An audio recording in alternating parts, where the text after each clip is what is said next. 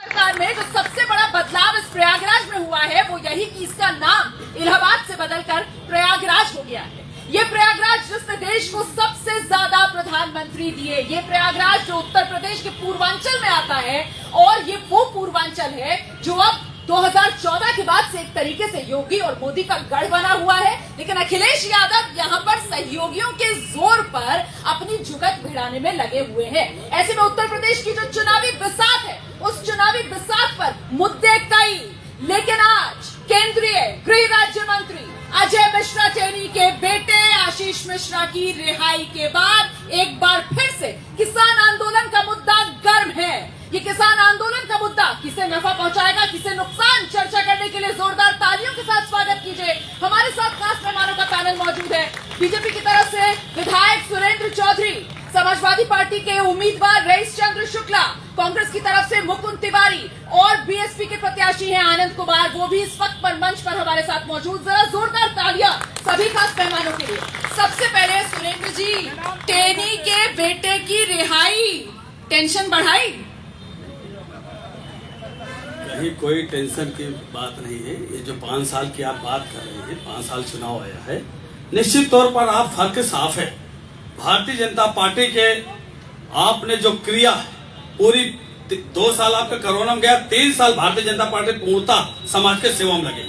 आपने देखा होगा पूरे शहर में महानगरी कुंभ जैसे देखते हुए सभी फ्लाईओवर। आज की तो सबसे बड़ी खबर यही है कि जो आशीष मिश्रा है वो जेल से रिहा हो गया है। जो लखीमपुर में किसानों को अपनी गाड़ी से कुचलने का आरोपी है वो जेल से बाहर आ गया है, और वो भी तब जबकि अभी लखीमपुर खीरी में चौथे चरण में वोट पड़ने हैं। बीजेपी की टेंशन बढ़ाई? नहीं, बिल्कुल नहीं। कानून की व्यवस्था है, कानून जो निर्णय ले रही है वो सही ले रही है, उसमें कोई दिक्कत नहीं। कानून की व्यवस्था है, कानून से सब कुछ चल रहा है, तो फिर रिहाई पर सवाल क्यों है? इस सरकार में कानून नाम की कोई चीज ही नहीं है। आप देखिए, माननीय राष्ट्रीय अध्यक्ष अखिलेश यादव जी की जब सरकार थी उस समय को उठा के देख लिए, इस समय की देख लीजिए। अभी 263 में मैं थर्ड दक्षिणी की बात मैं कर रहा हूँ। सर, टेनी के बेटे की रिहाई, टेनी के बेटे की रिहाई का मुद्दा है, बहुत बड़ा मुद्दा है। किसान, अब ये किसान 10 तारीख को इनको मालूम हो जाएगा क्या मुद्दा है। 27 को वोटिंग है, 10 तारीख को उनको मालूम हो जाएगा। आप लोग गंभीरता समझ नहीं पा रहे क्या? टेनी के बेटे की रिहाई की गंभीरता समझ नहीं पा रहे? बीजेपी नुकसान उठाएगी क्या चुनाव में? कह रहे हैं उठाना पड़ेगा, 10 मार्च को आंखें खुल जाएगी बीजेपी की। हाँ, एकदम सही है कह रहे हैं, ये अपनी बात एकदम सही कह रहे हैं, इसमें कोई दिक्कत नहीं। हम लोग 10 मार्च का इंतजार कर रहे हैं कि भारतीय जनता पार्टी पूर्ण बहुमत की सरकार बनाने जा रही है। आंखें इनका खुलना चाहिए। ये चश्मा उतार नहीं है, कोई और चश्मा लगा के देखेंगे तो भारतीय जनता पार्टी के समझ पाएंगे। लेकिन सवाल ये कि जिस तरीके से टेनी का बेटा जेल से बाहर, इसका चुनाव पर असर होगा नहीं होगा? ये भारतीय जनता पार्टी का चेहरा आज उजागर हो गया। किसानों के कातिल को, किसानों के जालिम को आज हिंदुस्तान की सरकार और उत्तर प्रदेश की योगी सरकार की मिली भगत के कारण आज वो किसानों का हत्यारे की रिहाई हो रही है। 10 मार्च को किसान जब फैसला सुनाएगा तो ये उत्तर प्रदेश की भारतीय जनता पार्टी सरकार की विदाई गाजे बाजे के साथ होने जा रही। ठीक है सुरेंद्र जी, आरोप ये लग रहे हैं कि जिस तरीके की पैरवी करनी चाहिए थी उस तरीके की पैरवी की नहीं गई है सर। इसी वजह से जो टेनी का बेटा है वो जेल से बाहर आ रहा है महज 4 महीने में। देखो ये क्या बताएंगे कांग्रेस के वाले, जो अपने गिराबंद में खुद नहीं झांक पाएंगे, भारतीय जनता पार्टी के ऊपर उंगली नहीं उठा सकते। अब टेनी के बेटे के मामले पर ये अपने गिरेबान में क्या झांके सर, ये तो बता दीजिए। और नगर के क्या हो गया था, आतंकवादी को बढ़ावा, अखिलेश यादव देने वाले बातें, जिन्ना के औलादे बताने वाले अखिलेश यादव है, जो अपना जान बचाने वाले अखिलेश यादव है। ये टेनी के बेटे का जवाब, टेनी के बेटे का जवाब जो है वो जिन्ना और अब्बा जान है, कोई नहीं है। मैं आपको बताना चाहता हूँ कि इस प्रदेश में ही नहीं पूरे देश में त्राहिमाम मचा हुआ है जब से भारतीय जनता पार्टी की सरकार बनी है।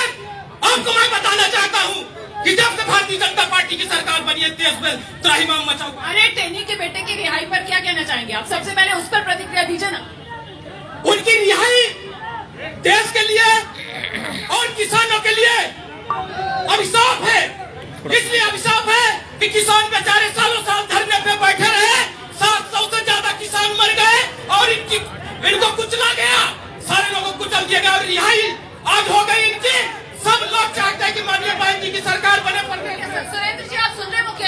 अभिशाप है देश के लिए, किसानों के लिए। और जो टिकैत साहब हैं वो भी ये कह रहे हैं कि साहब ये बेहद दुखद है। आपको लगता है ये दुखद है?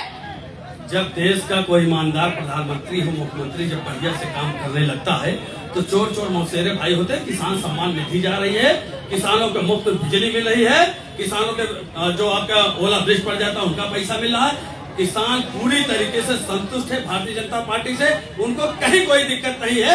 किसानों की नाराजगी का कोई मुद्दा ही नहीं। आपने सुन लिया, उन्होंने सारे काम गिना दिए जो सरकार की तरफ से किए जा रहे हैं किसानों के लिए। उनको केवल मुद्दे गिनाना है और उनके पास, इन लोगों के पास कुछ नहीं। जुमलेबाजी और मुद्दा इनका मेन मुद्दा है और कोई मुद्दा इनके पास है ही नहीं।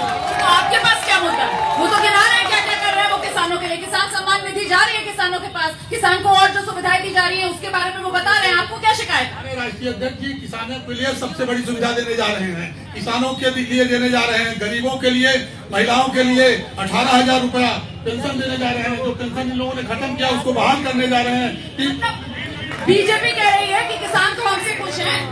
देखिए, किसानों के घाव पर आज जिस तरह से कातिल जालिम की रिहाई हो रही, वो किसानों के जिस तरह से दर्द दिया है हिंदुस्तान की सरकार, उत्तर प्रदेश सरकार ने उनके घाव पर नमक छिड़कने का काम किया है। किसानों की अगर सबसे विरोधी कोई सरकार है तो भारतीय जनता पार्टी है। वो 1,000 रुपए दे करके किसानों के शरीर पर जिस तरह से कुचलने का काम किया है, वह 27 तारीख को इलाहाबाद की जनता इस हिंदुस्तान की भारतीय जनता पार्टी की सरकार से बदला अवश्य लेगी। मैं ये जानना चाह रही हूँ कि जिस तरीके से टेनी के बेटे की रिहाई हुई है, क्या एक बार फिर से अब जो उत्तर प्रदेश की चुनावी लड़ाई है वो किसान के मुद्दे पर आ गई है क्या? बिल्कुल, सारी जनता जानती है और किसान भी जानता है और इस देश की सारे किसान जानते हैं कि अगर इस देश में कोई सत्ता चला सकता है तो वो बहन कुमारी मायावती है। इनके अलावा कोई देश में चलाने वाला नहीं है। मायावती की दिखती तो है नहीं। ये आप कहती है, मीडिया कहती है कि बहन जी नहीं दिखती है। सारे प्रदेश में संगठन काम कर रहा है और जनता उनके साथ है, उनके कार्यों को। संगठन पे मैंने थोड़ी सवाल उठाया, मैं तो ये कि बहन जी नहीं दिखती है, उस पर तो आपने जवाब ही नहीं दिया। लेकिन सर, किसानों का मुद्दा ये अब बड़ा होगा, आप तैयार हैं ये खमियाजा भुगतने के लिए? आपको लगता है कि बीजेपी को इसका नुकसान उठाना पड़ेगा?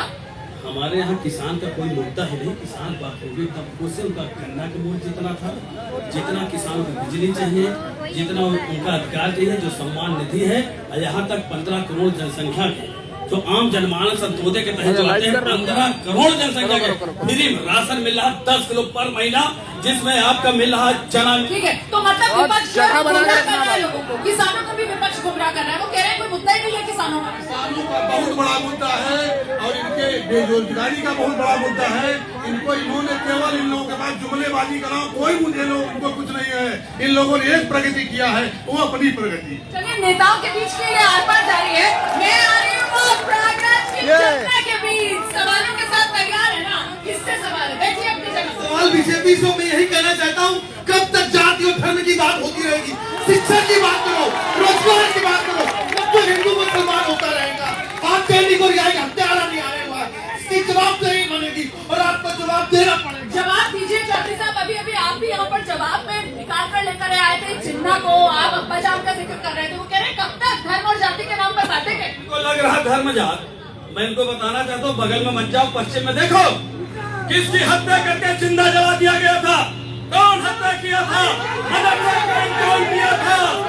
आप गोरखपुर में कांड किया था। आज तक मैंने मुजफ्फरनगर की घटना याद करो, कौन छुड़ाने का काम किया था? क्या बात करते हो? भारतीय जनता पार्टी कानून के व्यवस्था कराया। अगर किसी किसान मजदूर का शांति हुआ तो बाबा जी का बुलडोजर चलने का काम किया है। ये तो बात है, बीजेपी बार बार इस बात को कहती है और श्रेय लेती है कि साहब हमारे राज्य में कानून व्यवस्था, माफियाओं पर, अपराधियों पर बुलडोजर चलवाए हमने। बीजेपी कहती है सारे माफिया इनके पास है, माफियाओं को बोले हाँ बताइए। एक माफिया हो तो उसका नाम दिया तो कुल माफिया धनंजय सिंह को लेकर वैसे लोग खेलते रहते हैं कि साहब जो बीजेपी के पसंदीदा माफिया वो क्रिकेट खेलते हैं। आजम खा के पड़ा हो, उनको पता होगा। आजम खान दुखतीरा नाम देखिए किस तरीके से बोल रहे हैं। मेरे भाई आगे आओ।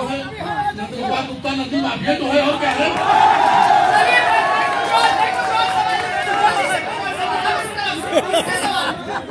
रोमाना जी, मेरा सवाल भारतीय जनता पार्टी से है। हमने जब 5 सालों का इनसे हिसाब मांगा तो इन्होंने हिजाब दे दिया और जब हमने इन्होंने हिजाब दे दिया। आप देखिए, तो कर्नाटक से आया ना। ये कर्नाटक से नहीं आया, ये असल में भारतीय जनता पार्टी के कार्यालय से आया है। हमने जब इससे काम मांगा तो उन्होंने कैराना उठा करके दे दिया। अब अजय मिश्रा ट्रेनिंग में भी बाहर आ गए हैं। हमको डर लग रहा है कि थार कब हमारे ऊपर आए और हम पर प्रहार करें। चौधरी साहब, सारे सवाल आप ही के लिए। चौधरी साहब वो कह रहे हैं हमको डर लग रहा है, ट्रेनिंग का बेटा बाहर आ गया है, जनता कह रही है थार कहीं इधर उधर ना लोगों पर चढ़ जाए। सर एक साहेबाज थे, उनको इस देश से डर लग रहा है 10 मार्च को भी बाहर जाएंगे। अरे वही श्रेणी में भी है, इनको डर लग रहा है कि अभी पाकिस्तान हिंदुस्तान किसी के बाप का नहीं है। हिंदुस्तान किसी के बाप का नहीं है। हिंदुस्तान किसी के बाप का नहीं है। धारा के भाजपा प्रति इतनी गंदी है, भाजपा देश नहीं है। स्वतंत्र भारत, स्वतंत्र प्रदेश, स्वतंत्र प्रयागराज में भाजपा देश नहीं है। इनको किराया भाड़ा प्रयागराज पहुँचाने की आपने सुना क्या कह रहे हैं? जिसको डर लग रहा है वो चला जाए। देखिए, जो चुनाव का प्रथम चरण था और द्वितीय चरण में ये किसान बदला ले चुका है। भारतीय जनता पार्टी का प्रथम चरण द्वितीय चरण के चुनाव में सफाया हो चुका है। अभी आए बाएं साएं इनका बोलना काम है। इनसे एक सवाल है कि इन्होंने 5 साल में हिसाब क्यों नहीं दे रहे हैं।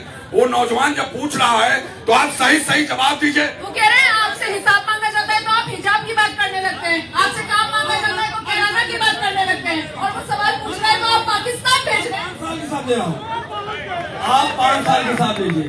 उज्ज्वला गैस, मुद्रा बैंक योजना, शौचालय, प्रधानमंत्री आवास, मुख्यमंत्री नोट करते रहेंगे आपको, वहाँ भी लोगों से जवाब दूंगा।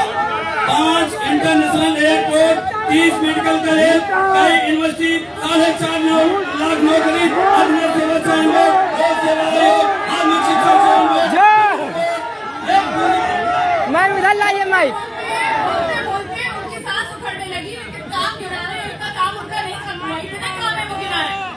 मैं आपको बता देना चाहता हूँ कि भारतीय जनता पार्टी ने कितना काम किया है। मेरे नौजवान साथियों सुनो, उन्होंने डंडा चलाने का काम किया, नौकरी मांगने का। इस हिंदुस्तान की धरती पे इतने डंडे पड़े हैं, जो शिक्षक लोग नौकरी मांगते हैं उनको लाठी डंडों से पीटा जा रहा है। आप देख रहे हैं, और आप नौकरी गिराने की बात करते हैं। प्लेटफार्म बेचा जा रहा है, BSNL बेचा जा रहा है।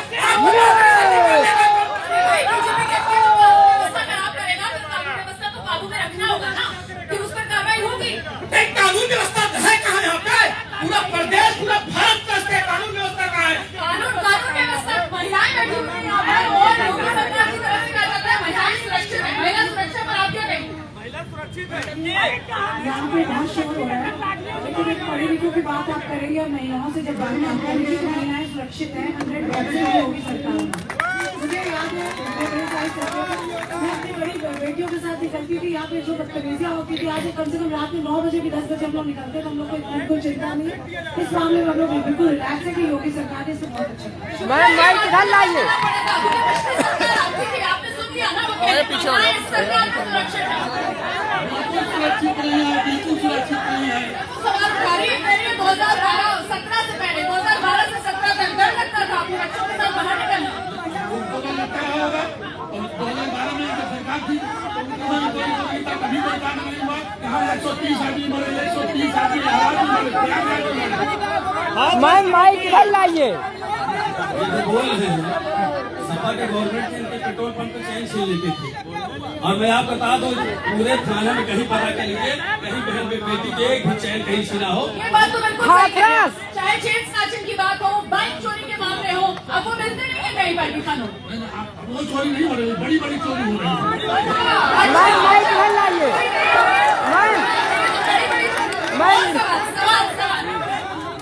मैं इस सप्ताह में है भारतीय जनता पार्टी से पूछना चाहता हूँ, रोजगार चाहिए हमें, भीख में राशन नहीं चाहिए।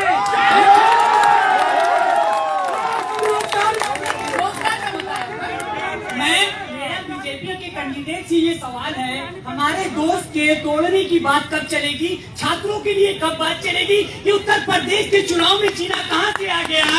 ये धर्म की राजनीति कब खत्म करेंगे? ये तो समाजवादी पार्टी ने कराएगा आपके मैं वो लेके आइए भाई।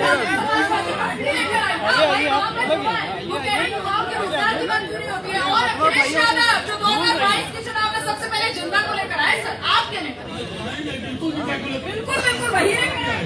उन्होंने केवल नौजवानों की नौकरी देने की बात किया है, उन्होंने बेरोजगारों को रोजी देने की बात किया है, इन्होंने तो केवल जिम्मेदारी दिया है। मैडम मैम इधर बुलाइए तो मैम इधर आइए आइए। जो सहज होता है किसके लिए होता है? अच्छे मनुष्य के लिए आयुर्वेदिक में काम आता है बढ़िया से। देसी घी होता है वो भी आयुर्वेदिक में आता है, मिश्री भी आयुर्वेदिक होता है। जो शहद होता है कुछ जैसे कांग्रेस सपा बसपा यहाँ तीनों लोग ये तीनों इकट्ठा होकर भाजपा के पीछे पड़े। आज शहद चाट रहे तो जानवर उसको खत्म नहीं हो सकते, तो जानवरों का हजम नहीं हो सकता है। भारतीय जनता पार्टी के विकास इनसे देखा नहीं जाएगा। बाबा चौधरी साहब आप तो बहुत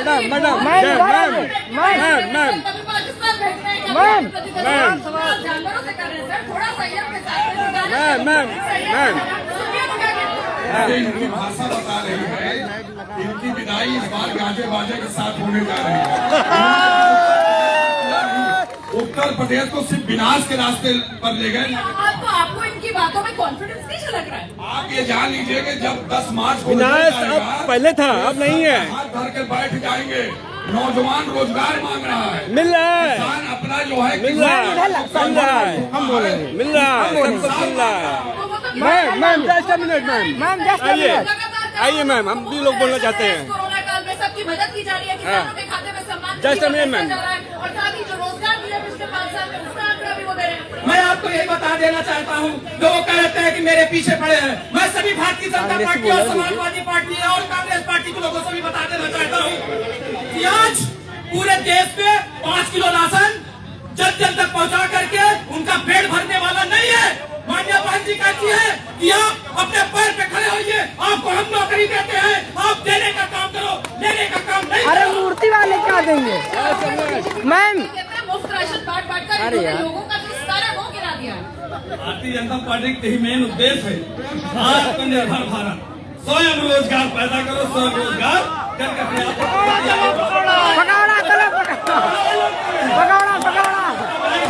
करेगा।